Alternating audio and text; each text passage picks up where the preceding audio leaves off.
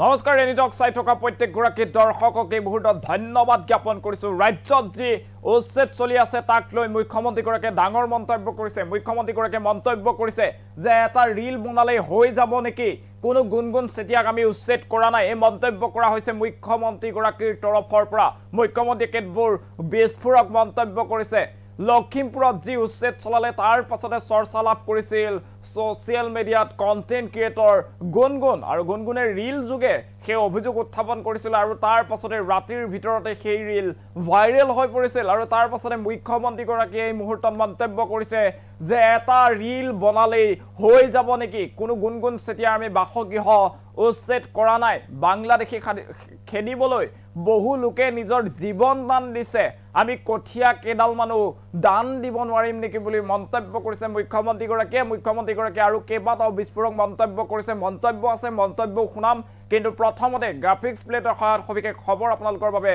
লৈ অনাৰ চেষ্টা কৰিছো এটা ৰিল বনালে হৈ যাব নেকি সব কথাত এনেদৰে মন্তব্য কৰিছে মুখ্যমন্ত্ৰীগৰাকীয়ে কোনো গুণগুণ চেতিয়াক আমি উচ্ছেদ কৰা নাই গুণগুণ চেতিয়াৰ ভূমি লোৱাই নাই আমি এনেদৰে মন্তব্য কৰিছে মুখ্যমন্ত্ৰী ডক্টৰ হিমন্ত বিশ্ব শৰ্মাই এই মুহূৰ্তত সেই খবৰ জনাই আছো 350 ঘৰ বাংলাদেশীক উচ্ছেদ কৰিলে আমাৰ ঘৰত এটা টুকৰ পৰিবই এয়া মুখ্যমন্ত্ৰীৰ মন্তব্য মুখ্যমন্ত্ৰীগৰাকীয়ে লখিমপুৰৰ উচ্ছেদক লৈ এই মন্তব্য কৰিছে অসমীয়া মানুহে সহ্য কৰিবলৈ শিকিব লাগিব বুলি কৈছে মুখ্যমন্ত্ৰীগৰাকীয়ে আৰু গুণগুণ চেতিয়া প্ৰসংগত কৈছে গুণগুণ চেতিয়া প্ৰসংগক লৈ মুখ্যমন্ত্ৰী হিমন্ত বিশ্ব শৰ্মাৰ এই ডাঙৰ মন্তব্য লখিমপুৰত যি উচ্ছেদ চলোৱা হৈছিল সেই উচ্ছেদৰ পাছতে চৰ্চাত আহিছিল সোশ্যাল মিডিয়াৰ কন্টেন্ট ক্ৰিয়েটৰ গুণগুণ আৰু গুণগুণ চেতিয়াৰ সেই ভিডিঅ'ৰ পাছতে ৰাজ্যজুৰি চৰ্চিত হৈ পৰিছিল সেই বিশেষ ভিডিঅ'টো যিটো ভিডিঅ'ত গুণগুণে নিজৰ কঠিয়াদৰাৰ ওপৰে বুলডোজাৰ চলাই দিয়াৰ সমগ্ৰ দৃশ্য মোবাইলত বন্দী কৰি ৰাইজক দেখুৱাইছিল আৰু তাৰ পাছতে চৰ্চা লাভ কৰিছিল গুণগুণ চেতিয়াই আৰু সম্প্ৰতি মুখ্যমন্ত্ৰীগৰাকীক সোধা হৈছিল গুণগুণ চেতিয়া সন্দৰ্ভত প্ৰশ্ন আৰু মুখ্যমন্ত্ৰীগৰাকীয়ে উল্লেখ কৰিছে যে এটা ৰিল বনালে হৈ যাব নেকি সব কথাত কোনো গুণগুণ চেতিয়াক আমি উচ্ছেদ কৰাই নাই গুণগুণ চেতিয়াৰ ভূমি লোৱাই নাই আমি 350 ঘৰ বাংলাদেশীক উচ্ছেদ কৰিলে আমাৰ ঘৰত এটা টুকৰ পৰিবই বুলি মুখ্যমন্ত্ৰীগৰাকীয়ে উল্লেখ কৰিছে অসমীয়া মানুহে সহ্য কৰিবলৈ শিকিব লাগিব এয়া মুখ্যমন্ত্ৰী ডক্টৰ হিমন্ত বিশ্ব শৰ্মাৰ মন্তব্য আৰু মুখ্যমন্ত্ৰীগৰাকীয়ে এই মন্তব্য কৰিছে লখিমপুৰৰ যে ভাইৰেল হৈ পৰিছে এটা বিশেষ ভিডিঅ' যিটো ভিডিঅ'ত গুণগুণ চেতিয়া নামৰ এগৰাকী যুৱতীয়ে নিজৰ কঠিয়াদৰাৰ ওপৰে বুলডোজাৰ চলি থকাৰ যে দৃশ্য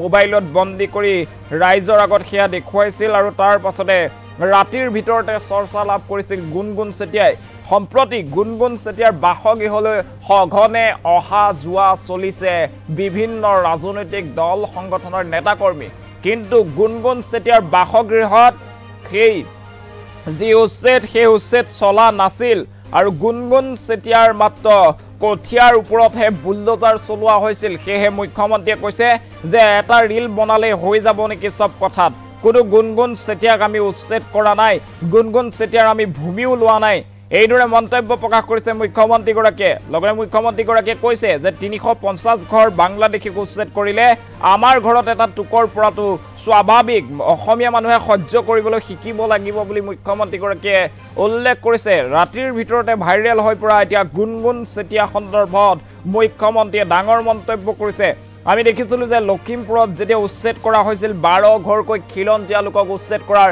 প্ৰসংগ উত্থাপিত হৈছিল আৰু তাৰ ভিতৰত 12 ঘৰৰ ভিতৰত 5টাকৈ পৰিয়ালৰ বাসগৃহ সম্পূৰ্ণৰূপে ধ্বংস কৰা হৈছিল আৰু অন্য যিসকল লোক আছিল সেই লোকৰ কিন্তু কেৱল এনেদৰে কঠিয়া বা নেমুবাৰী কচুবাৰী এনে ধৰণৰ বাৰীসমূহে ধ্বংস কৰিছিল আৰু তাৰ পাছতে গুণগুণ চেতিয়াক লৈ ৰাজ্যৰ চৌদিশে চৰ্চা হৈছিল গুণগুণ চেতিয়াৰ ঘৰলৈ সঘনে অহা যোৱা হৈছিল ৰাজ্যৰ বিভিন্ন দল সংগঠনৰ লোকৰ আৰু তাৰ পাছতে গুণগুণ চেতিয়া সন্দৰ্ভত মুখ্যমন্ত্ৰীগৰাকীয়ে এতিয়া মন্তব্য কৰিছে মুখ্যমন্ত্ৰীগৰাকীয়ে কৈছে যে কোনো গুণগুণ চেতিয়াৰ আমি বাসগৃহত উচ্ছেদ চলোৱা নাই গুণগুণ চেতিয়াৰ মাটি আমি কাহি লোৱা নাই বুলি মন্তব্য কৰিছে আৰু কেইটামান ৰীল বনালে সব কথাত হৈ যাব নেকি বুলি মন্তব্য কৰিছে মুখ্যমন্ত্ৰীগৰাকীয়ে আৰু মুখ্যমন্ত্ৰীগৰাকীয়ে কৈছে যে 300 ঘৰতকৈ ওপৰৰ যি বাংলাদেশী লোক আছে সেই সকলক উচ্ছেদ কৰিবলৈ যাওঁতে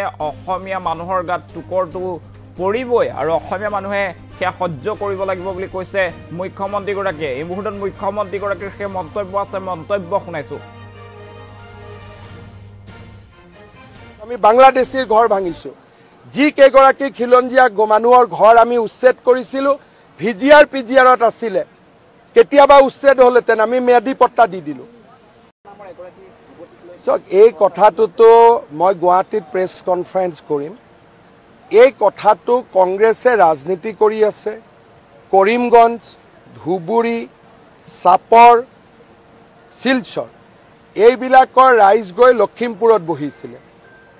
আমি লখিমপুৰৰ ৰাইজৰ অস্মিতা আৰু তেওঁলোকৰ ৰাজনৈতিক স্বতন্ত্ৰতা ৰাখিবৰ কাৰণে আমি সেই মানুহবিলাকক উচ্ছেদ কৰিছো।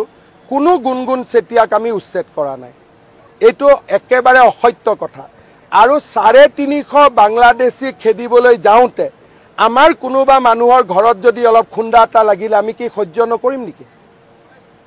যদি আমাৰ কাৰো গাতে অসম আন্দোলনত বিদেশী খেদিবৰ কাৰণে 855 জন শ্বহীদ হৈছিল, এতিয়া যদি অসমীয়াই ভাবে যে 500 বাংলাদেশীক উৎখাত কৰক, কাষত মোৰ ঘৰটো আছে, সামান্য খুন্দা এটাও নালাগিব, তেনেকে জাতিটো বাচিব নেকি? তাতে কি হল? কঠীয়াখিনি গ'ল, আকৌ লগাই দিলেই হলহেঁতেন ৰাতিপুৱা।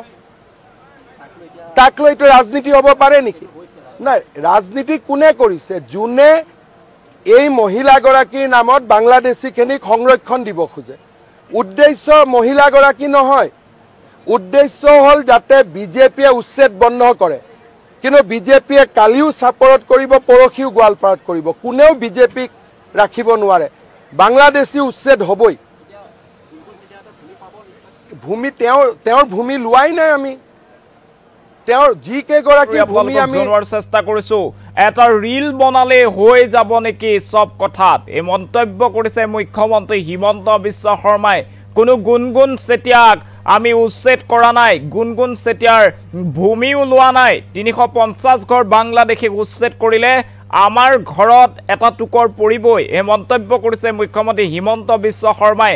আৰু লখিমপুৰত যি উচ্ছেদ চলিছিল, লখিমপুৰত উচ্ছেদৰ পিছতে ৰাতিৰ ভিতৰতে আচলতে ভাইৰেল হৈ পৰিছিল এইগৰাকী গুণগুণ চেতিয়া। সেই বিশেষ ভিডিঅ' এই মুহূৰ্তত আমি আপোনালোকক দেখুৱাৰ চেষ্টা কৰিছোঁ। এইগৰাকী গুণগুণ চেতিয়া আৰু গুণগুণ চেতিয়াই তেওঁলোকৰ যি কঠীয়াদৰা আছিল, কঠীয়াদৰা ওপৰেৰে কিদৰে বুলডোজাৰ চলি গৈছিল সেয়া ৰাইজক দেখুৱাইছিল। আৰু সেই ভিডিঅ' প্ৰচাৰৰ পিছতেই সমগ্ৰ ৰাজ্যজুৰি চৰ্চা লাভ কৰিছিল গুণগুণ চেতিয়াৰ সেই ভিডিঅ'য়ে। আৰু নিশাৰ ভিতৰতে আচলতে গুণগুণ চেতিয়া ভাইৰেল হৈ পৰিছিল। বিভিন্ন দল সংগঠনৰ নেতা কৰ্মীৰ অহা যোৱা চলিছিল গুণগুণ চেতিয়াৰ ঘৰলৈ।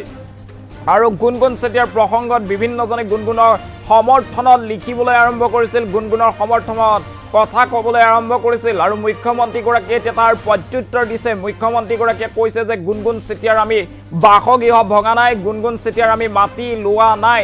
এই মন্তব্য প্ৰকাশ কৰিছে মুখ্যমন্ত্ৰীগৰাকীয়ে। লগতে কৈছে যে সব কথাতে এটা ৰীল বনাই দিলে হৈ যাব নেকি? 350 ঘৰ বাংলাদেশীক উচ্ছেদ কৰিলে আমাৰ ঘৰততো টুকৰ এটা পৰিবই। অসমীয়া মানুহে সহ্য কৰিবলৈ শিকিব লাগিব। গুণগুণ চেতিয়াৰ প্ৰসংগক লৈ মুখ্যমন্ত্ৰীয়ে বৃহৎ মন্তব্য কৰিছে। কিন্তু দেখা পোৱা গৈছে যে ৰাজ্যত তাৰ মাজতে কেইবাটাও প্ৰসংগ চৰ্চিত হৈ পৰিছে। এফালে যিদৰে ৰাজ্যৰ বিভিন্ন প্ৰান্তত আচলতে উচ্ছেদ চলাই আছে, সেই ক্ষেত্ৰত কিন্তু একাংশ দল সংগঠন নিমাত। কেৱল গুণগুণ চেতিয়াক লৈহে একাংশ দল সংগঠনে এনেদৰে মাত মাতিছে।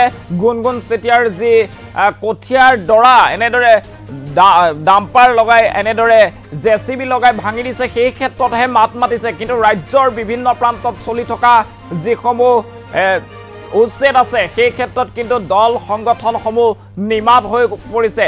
গুণগুণ চেতিয়া একমাত্ৰ কণ্টেণ্ট ক্ৰিয়েটৰ হোৱাৰ বাবে একাংশই নিজক সেই গুণগুণৰ ছ'চিয়েল মিডিয়া একাউণ্টত দেখুৱাবৰ বাবে গুণগুণৰ সমৰ্থনত নামি আহিছে নেকি সেয়াও এই মুহূৰ্তৰ কিন্তু সাধাৰণ ৰাইজৰ মাজত চৰ্চিত হৈছে। এয়া আমি দেখুৱাই আছোঁ গুণগুণ চেতিয়া, আৰু গুণগুণ চেতিয়াৰ বাসগৃহ কিন্তু ভঙা হোৱা নাছিল। গুণগুণ চেতিয়াৰ মাত্ৰ যি কঠীয়া আছিল সেই কঠীয়াৰ ওপৰেৰে বুলডোজাৰ চলিছিল, JCB চলিছিল। তাৰ পাছতে গুণগুণ চেতিয়াৰ সমৰ্থনত ৰাইজ ওলাই আহিছে। কিন্তু অন্য একাংশ লখিমপুৰৰে এনে লোক আছিল যিসকল লোকৰ বাসগৃহ সম্পূৰ্ণৰূপে ভাঙি দিয়া হৈছিল, কিন্তু সেই সকলৰ ক্ষেত্ৰত কোনো লোক আগবাঢ়ি অহা নাই। সেই সকলক বৰ্তমান আমি সংবাদ মাধ্যমত দেখিবলৈ পোৱা নাই। সেই সকলৰ কাষত কোনো দল সংগঠনৰ নেতা কৰ্মী যোৱা নাই, কিন্তু তাৰ পৰিৱৰ্তে একমাত্ৰ কণ্টেণ্ট ক্ৰিয়েটৰ হোৱাৰ বাবেই গুণগুণ চেতিয়াৰ কাষত এতিয়া সকলো থিয় দিছে নেকি। ৰাজ্যৰ চাৰিওফালে এতিয়া দেখিবলৈ পোৱা গৈছে উচ্ছেদ অভিযান। ধুবুৰী, বিলাসীপাৰা, গোৱালপাৰা সকলোতে এনেদৰে উচ্ছেদ অভিযান চলিছে, কিন্তু তাৰ পাছতো কিন্তু সেই উচ্ছেদৰ ক্ষেত্ৰত কোনো দল সংগঠনে বিশেষ বিৰোধিতা বা মাত মতা দেখিবলৈ পোৱা নাই একাংশ দল সংগঠনে। তাৰ পৰিৱৰ্তে গুণগুণ চেতিয়াৰ কাষত একাংশ দল সংগঠন থিয় দিছে, গুণগুণ চেতিয়াৰ সমৰ্থনত মাত মাতিছে। আৰু তাৰ পাছতে এতিয়া সেইসকলক উদ্দেশ্য কৰি মুখ্যমন্ত্ৰীগৰাকীয়ে মন্তব্য কৰিছে যে এটা ৰীল বনালেই হৈ যাব নেকি চব কথাত। কোনো গুণগুণ চেতিয়াৰ আমি উচ্ছেদ কৰা নাই, গুণগুণ চেতিয়াৰ ভূমি লোৱা নাই। আমি 350 ঘৰ বাংলাদেশীক উচ্ছেদ কৰিলে আমাৰ ঘৰত এটা টুকুৰ পৰিবই বুলি মুখ্যমন্ত্ৰীগৰাকীয়ে উল্লেখ কৰিছে। মুখ্যমন্ত্ৰীগৰাকীয়ে কেইবাটাও বিস্ফোৰক মন্তব্য প্ৰকাশ কৰিছে এই সন্দৰ্ভত, কিন্তু তাৰ মাজতে ৰাইজে প্ৰশ্ন উত্থাপন কৰিছে কিয় বাৰে বাৰে কেৱল গুণগুণ চেতিয়াৰ কাষলৈ একাংশ দল সংগঠনৰ নেতা কৰ্মী ঢাপলি মেলিছে। অন্য একাংশ লোকৰ কিন্তু সেই স্থানতে খিলঞ্জীয়া 5 ঘৰকৈ মানুহক উচ্ছেদ কৰা হৈছিল। 5টাকৈ বাসগৃহ, 5টাকৈ পৰিয়ালৰ বাসগৃহ ওপৰত ডাম্পাৰ চলিছিল, এনেদৰে JCB চলিছিল, বুলডোজাৰ চলিছিল, কিন্তু সেই সকলৰ ক্ষেত্ৰত কিয় নিমাত হৈ আছে দল সংগঠন, সেই সকলৰ কাষত কিয় দল সংগঠনক দেখিবলৈ পোৱা নাই, সেই সকলৰ কাষত কিয় সংবাদ মাধ্যমত বাতৰি সম্প্ৰচাৰ হোৱা নাই, তাক লৈ ৰাইজে প্ৰশ্ন উত্থাপন কৰিছে। আৰু মুখ্যমন্ত্ৰীগৰাকীয়ে এই সন্দৰ্ভত কৈছে যে এটা ৰীল বনালে হৈ যাব নেকি চব কথাত। কোনো গুণগুণ চেতিয়াক আমি উচ্ছেদ কৰা নাই, আৰু গুণগুণ চেতিয়াৰ মাটিও আমি প্ৰশাসনে লোৱা নাই, চৰকাৰে লোৱা নাই বুলি মন্তব্য কৰিছে মুখ্যমন্ত্ৰী ডক্টৰ হিমন্ত বিশ্ব শৰ্মাই। এই মুহূৰ্তত মুখ্যমন্ত্ৰীগৰাকীৰ মন্তব্য আছে, সেই মন্তব্য শুনাইছোঁ। এই কথাটোতো মই গুৱাহাটীত প্ৰেছ কনফাৰেন্স কৰিম। এই কথাটো কংগ্ৰেছে ৰাজনীতি কৰি আছে। কৰিমগঞ্জ, ধুবুৰী, চাপৰ, শিলচৰ এইবিলাকৰ ৰাইজ গৈ লখিমপুৰত বহিছিলে। আমি লখিমপুৰৰ ৰাইজৰ অস্মিতা আৰু তেওঁলোকৰ ৰাজনৈতিক স্বতন্ত্ৰতা ৰাখিবৰ কাৰণে আমি সেই মানুহবিলাকক উচ্ছেদ কৰিছোঁ। কোনো গুণগুণ চেতিয়াক আমি উচ্ছেদ কৰা নাই। এইটো একেবাৰে অসত্য কথা। আৰু 350 বাংলাদেশী খেদিবলৈ যাওঁতে আমাৰ কোনোবা মানুহৰ ঘৰত যদি অলপ খুন্দা এটা লাগিলে আমি কি সহ্য নকৰিম নেকি?